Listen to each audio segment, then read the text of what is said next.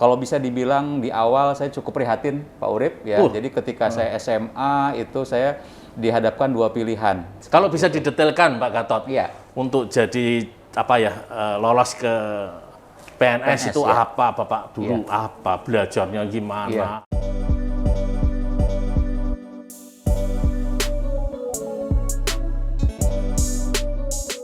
Halo Tribuners, ketemu lagi dengan saya Urip di Ruang Inspirasi. Hari ini kita ketemu inspirator yang luar biasa. Nah, kalau selama ini kita ngobrol dengan pengusaha, sekarang pagi ini kita ketemu dengan Bapak Raden Gatot Perdana, pimpinan BKIPM Semarang. Dia PNS, tapi dengan karir yang luar biasa, bisa jadi inspirasi kita semua. Selamat pagi, Pak Gatot. Selamat pagi, Pak Urip. Sehat, Pak? Sehat, alhamdulillah. Kita tetap pakai prokes ya, Pak ya? Betul, Nah, betul, oke. Pak. Ya. Pak Gatot, mungkin kami ini karena ruang inspirasi, Pak. Ya. Bisa nggak Pak Gatot bisa bagi dengan kisah perjalanan sukses Pak Gatot dari awal menjadi pimpinan BKIPM sekarang, Pak? Silakan, Pak. Baik, terima kasih atas waktunya, Pak Iya. Urip. Salam sehat buat Tribuners. Jadi sedikit kami akan menjelaskan bagaimana perjalanan hidup saya yang memang kalau bisa dibilang di awal saya cukup prihatin, Pak Urip ya. Jadi ketika saya SMA itu saya dihadapkan dua pilihan. Jadi ketika lulus SMA itu sebenarnya keinginan saya. Bapak anak muda di mana, Pak? Jawa Tengah? Saya Semarang? di Jawa Barat. Oh, Jawa Barat. Ya, Oke. di SMA di Jawa Barat dan ketika itu alhamdulillahnya saya memang mendapatkan kesempatan untuk ikut PMDK ya, untuk Yang masuk tanpa ke tes, Pak, ya? tanpa tes ya. Namun saya berpikir ketika saya masuk ke perguruan tinggi dengan notabene yang memang dari segi finansial harus kita siapkan ya, dan kami juga melihat bahwa kondisi ekonomi kan juga itu perlu kita pertimbangkan, Pak ya. Akhirnya saya lebih memilih ke sekolah kedinasan ya. Dan itu pun saya sempat dipanggil oleh ibu guru waktu itu, guru matematika. Kenapa Gatot kamu tidak masukin PMDK? Padahal kan sayang gitu kan. Sudah diterima di Amerika? Iya, sudah ada tawaran dan ada peluang bahwa memang saya menjadi prioritas untuk diinikan ke PMDK. Nah, saya berpikiran begini, karena untuk masuk perguruan tinggi tadi kembali lagi harus dengan ada biaya yang harus disiapkan, kemudian sedangkan dan satu hal lagi, ketika kita masuk di perguruan tinggi nanti lulus pun nanti kita harus memilih dan berjuang kembali kan. Betul. Nah, akhirnya saya untuk memilih ke sekolah kedinasan ketika itu. Apa Pak namanya sekolah kedinasan? Dulu namanya Sekolah Tinggi Perikanan Jakarta. Sekolah Tinggi Perikanan. Ya, di bawah Kementerian Pertanian. Dulu namanya Departemen Pertanian ya, belum Kementerian. Nah, akhirnya kami atau saya masuk ke sekolah ikatan dinas tersebut dengan waktu sekitar 4 tahun sampai lulus. Alhamdulillah waktu itu juga saya Itu gratis Pak ya? Gratis ya, gratis dan diberikan kesempatan mendapatkan ijazah langsung oleh Pak Menteri ya. Karena kebetulan waktu itu memang saya termasuk yang terbaik di jurusan saya ya, di jurusan aquaculture, dan alhamdulillah. Nah, di situ pun kami berpikir begini. Saya waktu itu sudah ada masuk PNS sebenarnya ya. Cuman saya ingin saya pengen gajinya besar. Kemudian ya angan-angan saya waktu itu ya, saya ingin gaji besar, kemudian juga penghidupannya layak ya, dengan saya masuk di swasta dengan gaji yang besar. Namun ternyata waktu juga tidak berpihak pada saya ya. Ketika saya lulus, kemudian saya sempat di swasta di Ancol ketika itu, ternyata kondisi waktu itu yang mungkin Bapak tahu waktu tahun 98. Iya, itu krisis 98 krisis moneter di mana-mana semua gulung tikar, swasta betul, semua. Akhirnya termasuk kami juga begitu ya, terdampak ya. Akhirnya setelah itu saya masuklah ke PNS untuk mengikuti wejangan dari mantan dosen saya. Kenapa kok nggak masuk PNS? Akhirnya saya coba untuk itu pun saya berpikir dikasih waktu 3 hari waktu itu ya. Akhirnya saya memutuskan untuk masuk PNS ya. Masuk PNS, alhamdulillah saya pertama kali ditempatkan di Bali. Di Bali yang notabene di sana daerah wisata ya, daerah wisata, kemudian perekonomiannya juga bagus dan perikanannya juga kebetulan saya dimasuk di karantina ikan di Ngurah Rai ketika itu tahun bandara, Pak, ya? tahun 98. Jadi saya berupaya untuk betul-betul sebagai PNS ya melaksanakan tugas secara baik, kemudian juga menunjukkan kinerja ya. Akhirnya tahun 2005 saya diangkat menjadi kepala sub bidang di pusat karantina ikan di Jakarta. Jadi saya meninggalkan keluarga, balik ya. Jakarta. Jadi saya meninggalkan keluarga di Bali untuk saya mengemban tugas di Jakarta seperti itu. Nah setelah itu saya punya kesempatan kembali untuk kumpul dengan keluarga tahun 2009 ya, kembali ke Bali dan di sana saya bersinergi dengan para stakeholder di sana sehingga memajukan usaha perikanan di sana ya. Itulah cita-cita saya bagaimana sih bisa memberikan kontribusi yang positif gitu ya kepada para pelaku usaha, termasuk juga bagaimana karena kita itu memberikan pelayanan ya, bagaimana kita memberikan pelayanan prima kepada masyarakat, kepada pelaku usaha ya. Alhamdulillah semuanya bisa berjalan dengan baik. Kemudian tahun 2017 akhirnya saya diberikan amanah untuk memimpin di Semarang ya. Ketika itu masih kantornya masih kecil ya di Pelabuhan Tanjung Mas, kemudian sering kena rob ya, iya, jadi betul, kadang Pak. mau pulang Banjir itu rob. nggak bisa, hampir tunggu tengah malam. Akhirnya alhamdulillah kami diberikan kesempatan untuk membangun kantor ini ya. Ini kantor ini 3 lantai tapi tidak dalam 1 tahun. Jadi tahun 2017 kita dimulainya hanya baru 2 lantai. Kemudian 2018-nya lantai 3 ini yang kita selesaikan. Alhamdulillah kita punya kantor yang nyaman dan harapannya dengan kantor yang nyaman itu juga bisa memberikan yang terbaik ya. Karena kita melayani untuk Jawa Tengah, Pak Udin. Untuk ekspor ya komoditi perikanan, kemudian importnya, kemudian domestiknya ya. Nah, bagaimana tren untuk di Jawa Tengah ini alhamdulillah trennya naik untuk ekspornya ya, dan pertumbuhan pelaku usaha pun semakin bertambah. Sekarang ada 58 pelaku usaha untuk ekspor ya, ekspor. Kalau untuk domestik itu ada sekitar 1000-an ya. Ada pelaku usaha untuk yang melalui lintaskan produk perikanannya. Nah, dari situ kita bisa lihat bahwa ternyata pelayanan kita, kemudian eksistensi kita itu betul-betul bermakna ataupun memberikan manfaat kepada mereka ya.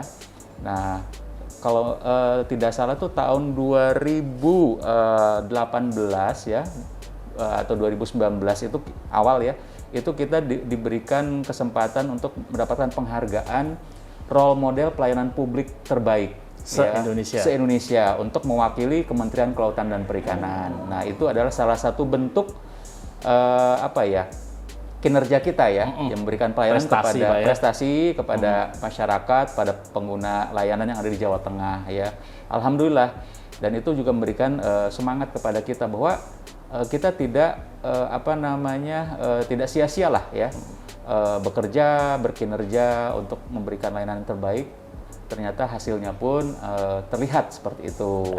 Nah, memang berat Pak, apalagi saya dengan keluarga ya, kita terpisah ya. Kebetulan istri juga kan bekerja ya di Denpasar, Denpasar dan pegawai negeri juga ya.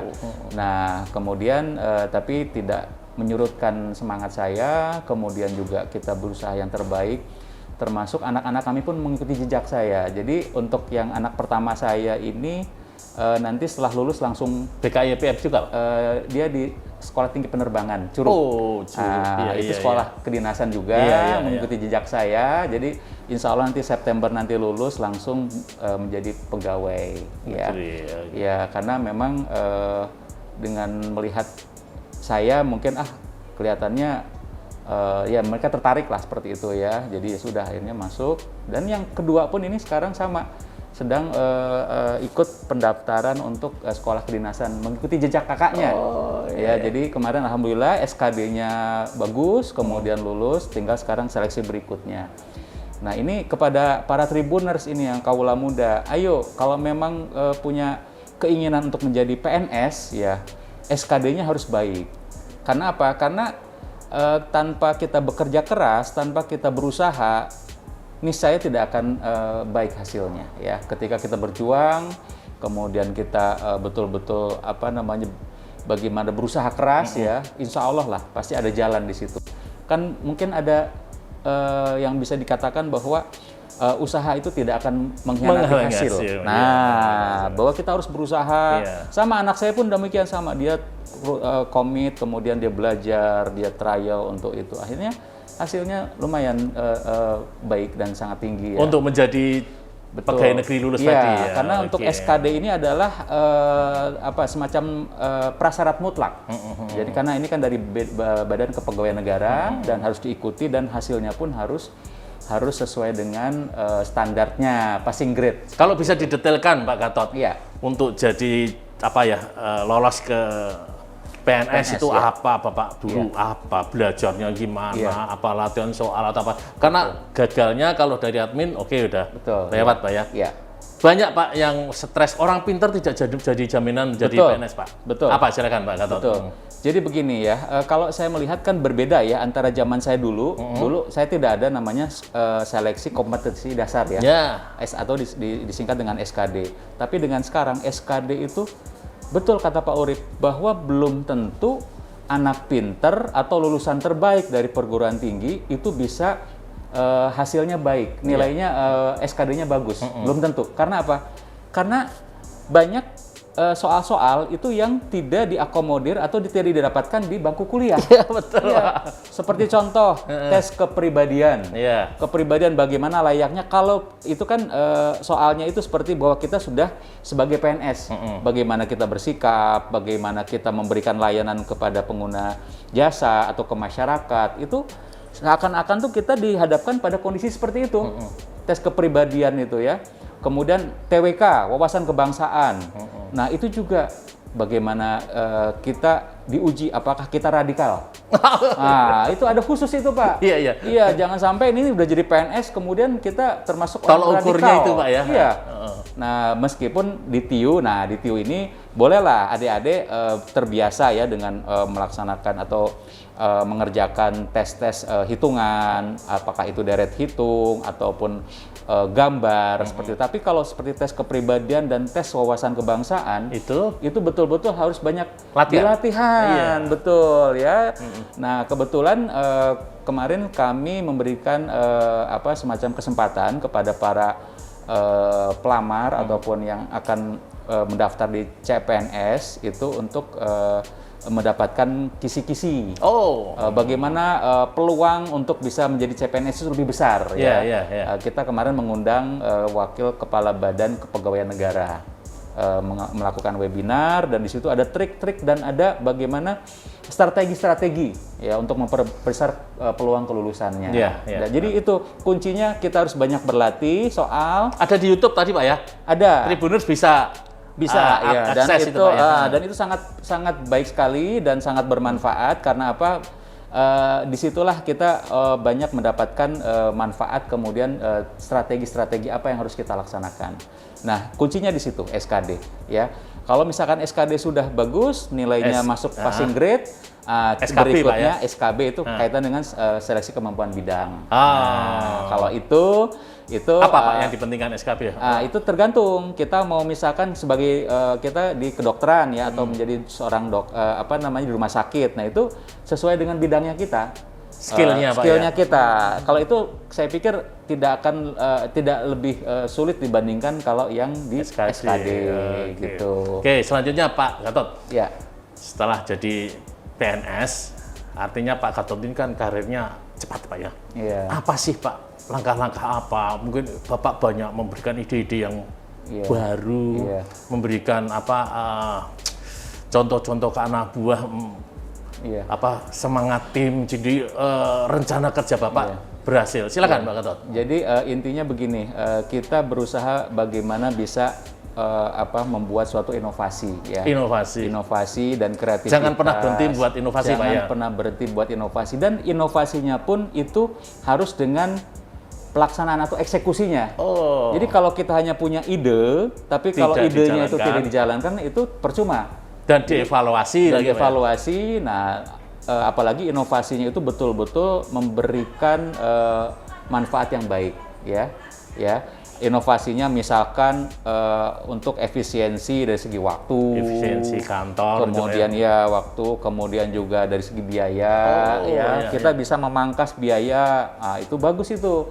Kemudian juga memberikan semangat dan lagi-lagi bahwa kami juga memberikan apresiasi apabila pegawai yang punya inovasi. Di PNS itu Pak? Iya. Ada Pak ya? Ada. Kan kita ada namanya ada reward dan punishment. Nah, ketika ada pegawai yang dia punya inovasi, kemudian kita berikanlah reward dan itu yang jelas sangat. Bentuknya apa Pak? Uang tunai atau kenaikan pangkat? Biasanya kami ikutkan pada training-training kesempatan untuk misalkan kemana upgrade Pak ya. Upgrade dan itu sangat ini apalagi kemudian juga kita kan dia bisa mendapatkan wawasan, kemudian juga dia bisa refreshing di situ, misalkan kemana, ke Jakarta atau ke luar negeri seperti itu ya. Kemudian yang jelas itu ada mendapat credit point bagi mereka. Itu Tribuners. Iya. Banyak sekali yang bisa kita ambil dari pesan-pesan inspiratif dari Pak Gatot tadi. Nah, Pak, pertanyaan terakhir nih Pak. Iya. Bapak, bagaimana mengelola keluarga Bapak di Denpasar, sementara Bapak di Semarang, dan saya yakin Bapak juga tugas mungkin keliling-keliling terus Pak. Iya. Gimana tuh Pak Gatot supaya tetap sinkron antara keluarga dan pekerjaan dan karir gitu Pak Gatot? Jadi memang kuncinya adalah komunikasi Pak. Iya. Jadi saya dalam keseharian itu bagaimana kita tetap melakukan komunikasi yang baik dengan istri dan dengan anak-anak ya, sehingga sehari berapa kali Pak kalau boleh tahu? Nggak kehitung ya. Kadang tadi aja tuh saya udah dengan anak saya yang besar, kemudian juga sama istri saya. Video call atau SMS atau WA Pak? Ya tergantung sikonnya. Kalau memang bisa video call, kalau pada saat santai bisa, tapi kalau pada saat ini ya yang penting ada komunikasi di situ ya. Dan kebetulan juga kami punya prinsip yang sama, saya dengan istri, seperti kemarin kami melakukan kegiatan tadi dengan sosial kepada masyarakat ya, untuk kaitan dengan bagaimana peluang kelulusan. Kebetulan istri juga sama di situ juga, dia aktif untuk memberikan bimbingan belajar kepada para siswa ataupun yang calon untuk CPNS ya. Jadi sama satu visi. Kadang saya juga masuk dalam situ, sehingga komunikasi pun akan semakin lebih ini. Kadang bukan hanya keluarga saja, tapi ada hal-hal yang lain. Akhirnya kita semakin terus berkomunikasi seperti itu. Ya. Terima kasih Pak Gatot. Terima kasih atas pertemuannya. Ini sangat menginspirasi untuk Tribuners. Pesan-pesan yang bisa membuat semangat Tribuners yang akan ujian CPNS. Artinya perlu latihan lebih kencang Pak ya. Betul. Jangan pernah lelah ya. Jangan pernah lelah. Pak, satu lagi Pak, pesan-pesan Pak Gatot untuk Tribuners yang akan CPNS atau PNS apa Pak? Silakan Pak. Jadi kepada Tribuners tetap semangat ya, berusaha keras, latihan terus ya, jangan sampai merasa bosan. Karena apa? Karena ada peluang di situ, coba adik-adik atau Tribuners bisa manfaatkan sebaik-baiknya ya. Karena belum tentu ada kesempatan yang kedua kali. Oleh karena itu ada kesempatan sekarang, pergunakan kesempatan dengan sebaik-baiknya. Semoga sukses Tribuners ya, dan tercapai apa yang diinginkan. Seperti itu ya. Terima kasih Pak Gatot. Ya. Oke Tribuners, demikian bincang singkat kita dengan Pak Gatot. Saksikan video-video Ruang Inspirasi selanjutnya di YouTube tribunjateng.com. Salam inspirasi.